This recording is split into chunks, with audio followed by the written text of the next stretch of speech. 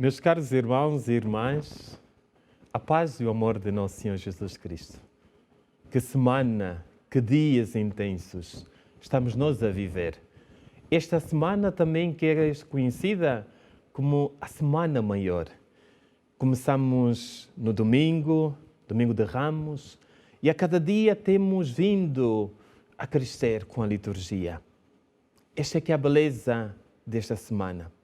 A semana em que nós vamos viver a graça de todo o mistério, seja da encarnação de Cristo, o motivo pelo qual Jesus encarnou para a nossa salvação, mas também outro motivo como a morte, ou melhor, a paixão, morte e a ressurreição de Jesus. Cada dia com o seu detalhe, com a sua particularidade. E nós hoje queremos, meus irmãos, minhas irmãs, refletir convosco sobre a quarta-feira da Semana Santa. Vocês que nos assistem hoje, que já nos têm acompanhado esta semana, é com carinho, é com alegria, é com amor que eu, como fiz no início, saúdo a cada um de vós. E esta saudação permite-me, meus irmãos, minhas irmãs, pensar também no caminho que nós fomos fazendo. Começamos na quarta-feira de cinza. Há um grande liturgista que diz que todo o ano litúrgico é pensado no seu todo. Todo o ano litúrgico é um acontecimento. E este acontecimento nós percebemos que ele se vai concretizando na medida em que nós celebramos o Natal. Não só celebramos, mas o Natal se torna um caso concreto, um acontecimento. Por isso, quando eu digo que a liturgia, e citando este grande liturgista, Monsenhor Magrace, que era bispo de Bar, ele dizia precisamente isto. Celebrar, por exemplo, quarta-feira de cinza é um acontecimento. Celebrar a Páscoa de Jesus não é só uma celebração, é, por excelência, uma celebração, mas é um acontecimento. E eu quero pegar nesta ideia de acontecimento para chamar a vossa atenção sobre este dia, esta quarta-feira que nós estamos a celebrar. Quer dizer que nós estamos hoje a celebrar e está ao mesmo tempo a acontecer aquilo que nós chamamos a traição de Jesus. Estamos a celebrar e ao mesmo tempo está a acontecer aquilo que nós chamamos a preparação para a Páscoa de Jesus. É um acontecimento. E este acontecimento como tal, meus irmãos, minhas irmãs, começou a partir do momento que Jesus ia tendo cada vez mais consciência que estava a chegar ao fim. Quero começar agora, ou melhor, passar para a outra parte. A liturgia com a sua subtileza, com os seus detalhes. Na quarta-feira de cinza, portanto, há umas quantas semanas atrás, o que é que nós ouvíamos na segunda leitura? Eis o tempo favorável. De lá para cá, passou-se muito tempo. E nós fomos nos preparando. Por exemplo, no primeiro domingo, nós fomos para o deserto. No segundo domingo, nós fomos para o monte. No terceiro domingo, nós fomos para o templo. Detalhes que nos fazem pensar que a liturgia acontece em lugares. E os lugares onde acontecem são lugares teológicos. No deserto nós ouvíamos a voz do Senhor. No monte da transfiguração via-se Jesus a se transfigurar. E qual é o detalhe de hoje? Se na quarta-feira de cinza ouvíamos eis o tempo favorável, eis que na leitura de hoje nós ouvimos Jesus dizer o meu tempo está próximo. Passamos de uma esfera do geral para o particular. Jesus que se faz tempo. Jesus que era a eternidade e entra no nosso tempo. Vive como nós, no espaço e no tempo. Mas é um tempo diferente. É um tempo de graça. É um tempo que não é simplesmente cronológico. É um tempo e nós vamos nos apercebendo isto. Por isso é que a Igreja santifica e nós santificamos o tempo. O ano civil, nós damos o nome de ano litúrgico. Por si só, já santificamos desta forma. Também santificamos, por exemplo, a Semana Santa. De uma semana normal passa a ser uma Semana Santa. Os dias, nós vamos santificando quando celebramos uma festa, quando celebramos a memória de um santo, ou até mesmo uma festa votiva de Jesus. Igualmente, nós santificamos o tempo com a liturgia da hora, rezando a liturgia da hora. Veem como é que é a beleza deste tempo. Quando Jesus nos diz, na leitura de hoje, que o meu tempo está próximo. Portanto, este tempo para si não é simplesmente o tempo cronológico. É o tempo da sua salvação. É o tempo que Jesus entra na sua história e caminha consigo. É o tempo que Jesus hoje lança este desafio. Queremos preparar a Páscoa do Senhor? Então entramos na dinâmica de Jesus.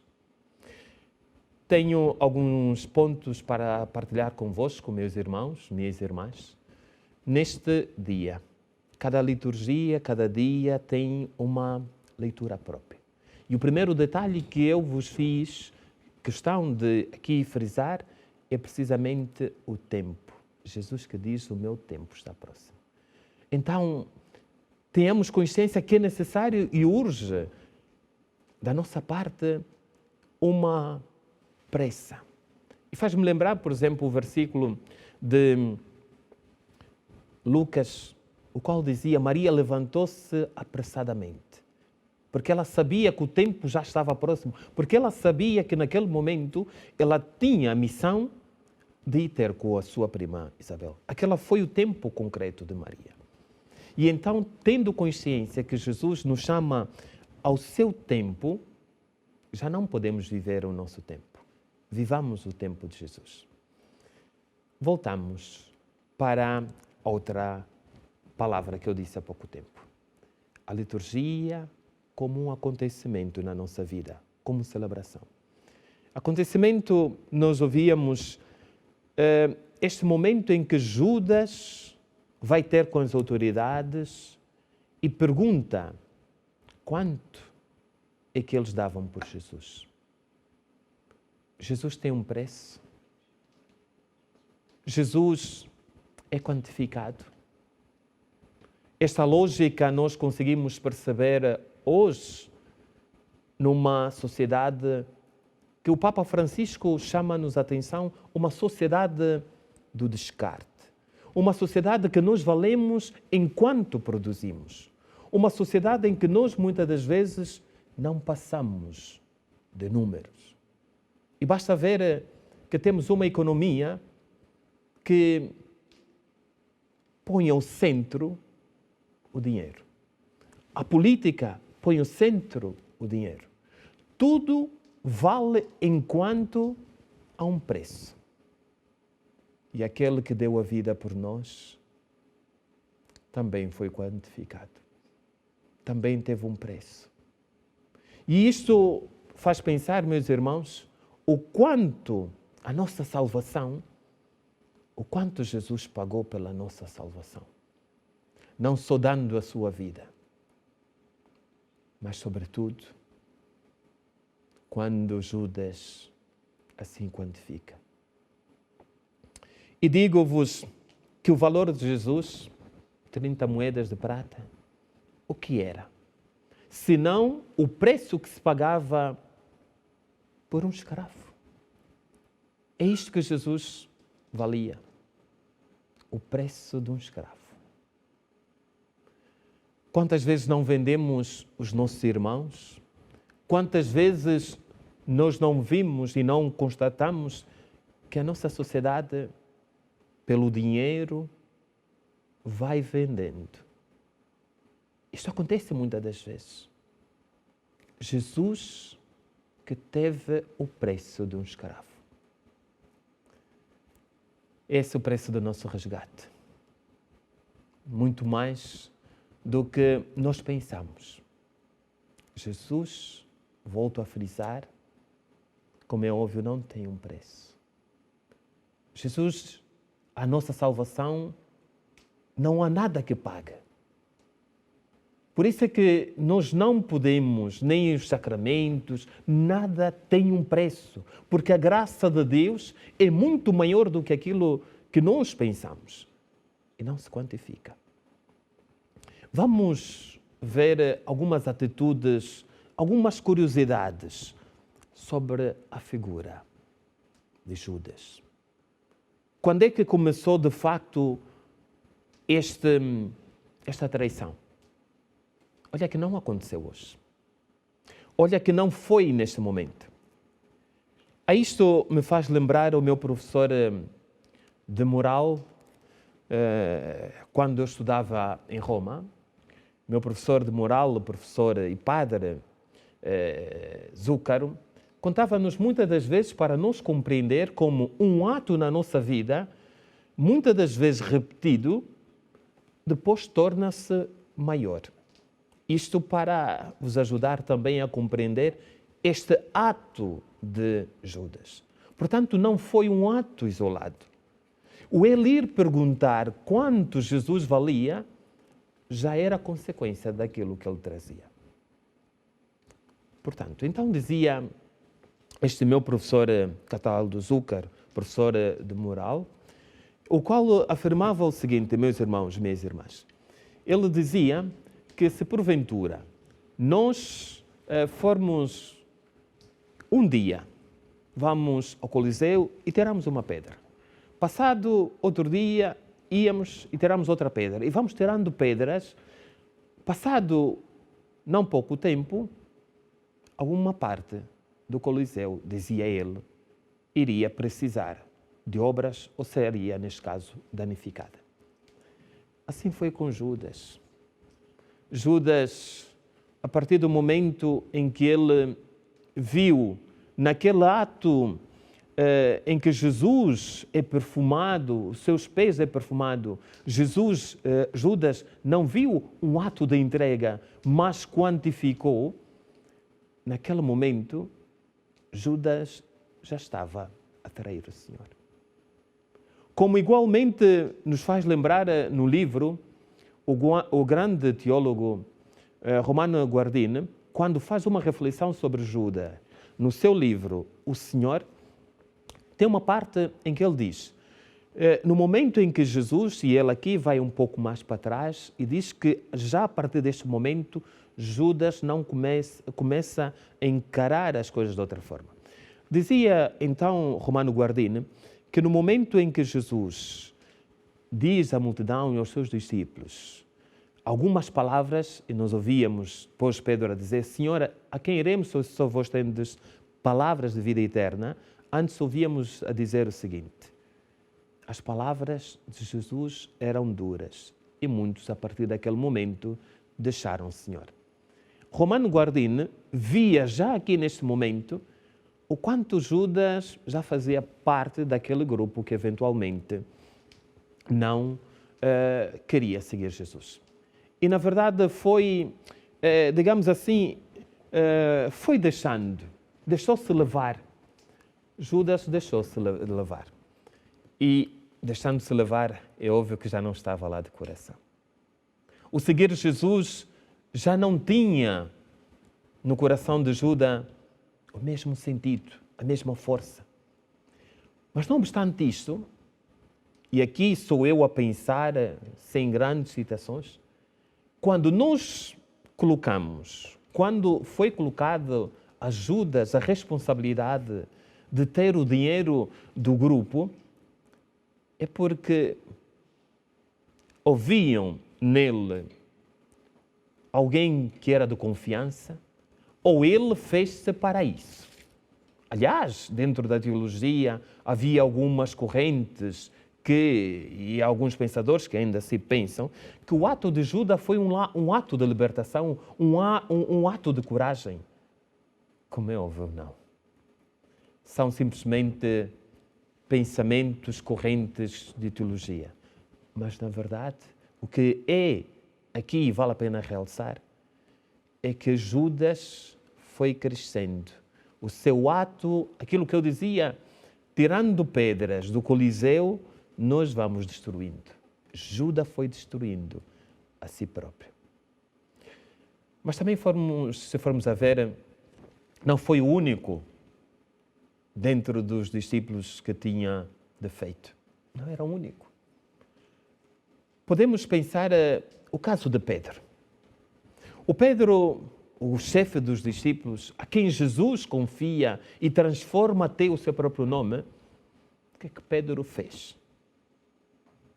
Pedro, do ponto de vista da sua psicologia, e aqui podemos também compreender um pouco a psicologia de Judas, mas Pedro era um homem primário. Tanto podia dizer, eu aqui estou pelo Senhor, portanto foi o primeiro, quando ouviu a voz de Jesus na tempestade, ou melhor, ouviu a voz de Jesus, vai logo ter com ele e anda, mas depois vacila. É o primeiro que quando vão a caminho de Jerusalém, reconhece quem é Jesus, mas também se for preciso, Pedro não reconhece que Jesus tinha de sofrer e morrer.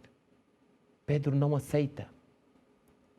Mas também temos um Pedro que, diante do momento em que ele tinha de se afirmar como alguém ou como um verdadeiro discípulo, o que ele faz?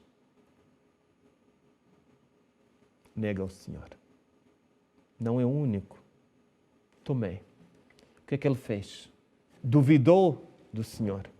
Esta é a realidade que nós temos, meus irmãos, minhas irmãs, de que o Senhor, não obstante isto, foi dando oportunidade sempre aos seus discípulos. Dava oportunidade para eles se converterem. Olha, os irmãos, Tiago e João, o que é que eles queriam? O que é que eles queriam? Sentar-se junto do Senhor. Aqui nós vemos que Jesus, e assim espero, meus irmãos, minhas irmãs, que durante este tempo da Quaresma, tenhamos tido a coragem de entrar com Jesus neste tempo e moldar a nossa vida.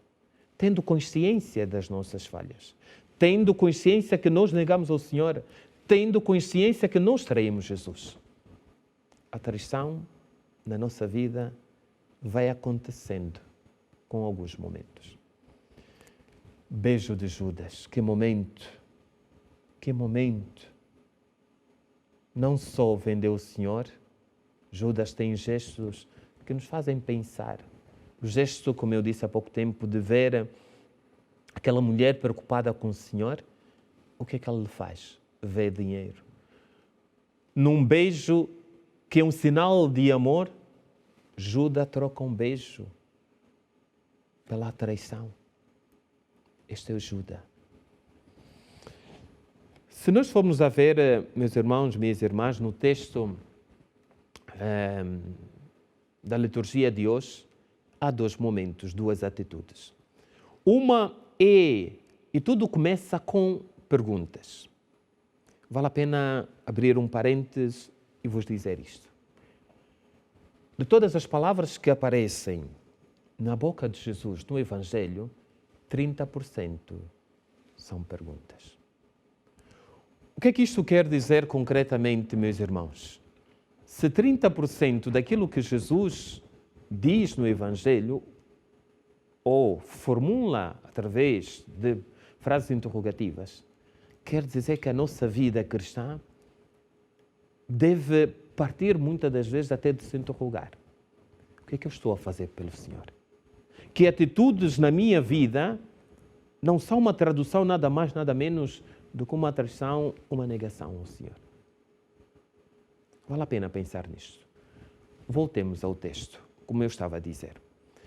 Temos duas perguntas, uma feita por Judas aos chefes que queriam Jesus, porque eles sabiam que Judas, sendo discípulo de Jesus, ele sabia concretamente onde Jesus estava, quais eram os passos que Jesus dava. A outra pergunta é dos discípulos. E a pergunta que os discípulos fazem é: onde queres que façamos os preparativos para comemorar a Páscoa?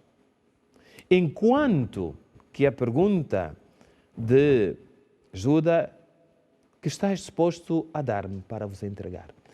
Vou focar-me só mais um pouco na pergunta dos discípulos. É uma pergunta de serviço. É uma pergunta daqueles que se querem aproximar do Senhor. O que quer que nós façamos? Enquanto Judas distancia-se da comunidade, enquanto Judas vai-se embora, é interessante que estes discípulos em torno a Jesus se aproximam. E têm em conta a frase que eu disse no início: o meu tempo está próximo. Eles tomam consciência deste tempo, que não é o tempo de se distanciar do Senhor, é o tempo de fazer comunidade. E muitas das vezes nós traímos as nossas comunidades. Traímos as nossas comunidades paroquiais. Traímos as nossas comunidades, seja no ambiente laboral ou até dos nossos grupos, até das nossas congregações, ou até daqueles movimentos que nós fazemos parte. Porque nos distanciamos, porque começamos a ver que há um valor, que há dinheiro. E nisso posso vos dizer, meus irmãos, minhas irmãs, que aqui causa um grande sofrimento. Só mais uma palavra sobre esta atitude dos discípulos que se aproximam de Jesus e querem que o Senhor indique como fazerem a preparação da Páscoa. Ao fazer isto, o Senhor Jesus dá aos discípulos de prepararem então o grande momento, a sua Páscoa. E é aqui que nós compreendemos todo o amor que o Senhor tem por nós. É aqui que nós compreendemos que Jesus e esses 3 dias são como prelúdio do que nós vamos viver amanhã, sexta-feira, sábado e domingo. É a entrega de Jesus. Mas há aqui um pormenor que não posso vos deixar de dizer. Profundamente entristecido, começou a cada um a perguntar. Profundamente entristecido. Este advérbio, de modo que Mateus coloca aqui, muda completamente a forma que nós podemos entrar na psicologia de Jesus. Naquele momento de agonia, de sofrimento de Jesus, Jesus aqui já começa a sofrer. Profundamente entristecido. Um ato, uma traição, um gesto, um beijo, moedas, dinheiro que causam entristecimento ao Senhor. Olha como o meu ato, olha como o seu ato é responsável deste Jesus. Nós temos de pensar nisso, meus irmãos. Nós não podemos ler esse texto do Evangelho sem ficar tocado. Se este Evangelho não nos toca profundamente, se essa tristeza de Jesus não nos toca, meus irmãos, minhas irmãs, é porque estamos a viver ainda um cristianismo romântico. Estamos a falar dos últimos momentos de Jesus. Estamos a falar dos momentos em que estamos a preparar. Por um lado, está certo a graça de termos Jesus, que se vai dar, se vai doar para nós. É o seu coração que se quer abrir para cada um de nós. Mas sempre com um preço muito alto. Uma vez ouvi isto de uma jovem que eu visitei numa das minhas paróquias, já faz alguns anos. Ela estava com um cancro. Os médicos tinham dado alguns dias, provavelmente algumas semanas. E eu fui visitá-la. E confesso-vos que entrei sem saber muito o que dizer, o que fazer. E digo-vos que foi uma das experiências mais tocantes na minha vida. E esta jovem disse-me o seguinte: uma coisa é saber que vamos morrer um dia, outra coisa é sabermos que estamos na iminência da morte. Dizia ela, isto tudo muda completamente a nossa vida. Tudo isso muda a nossa forma de estar. Com Jesus também aconteceu isso. Ele sabia que quando entrou, e nós celebramos assim no domingo, para Jerusalém, o que lhe ia acontecer. Mas quando ele foi se aproximando do tempo, do momento, eis que tornava-se cada vez mais difícil. Meus irmãos, minhas irmãs, para terminar, é interessante que, enquanto os discípulos, quando fazem a pergunta, serei eu o Senhor? Judas diz, serei eu mestre. Quer dizer que ele ainda estava e considerava Jesus como mestre. Enquanto que os outros já estavam a fazer a experiência e já reconheciam e já faziam uma profissão de fé. Reconheciam que Jesus era o Senhor. Meus irmãos, para terminar, faça esta pergunta. Serei eu, Senhor? Pense agora e fique a meditar nesta palavra, profundamente entristecido. Uma santa Semana Santa e uma Santa Páscoa para todos vós.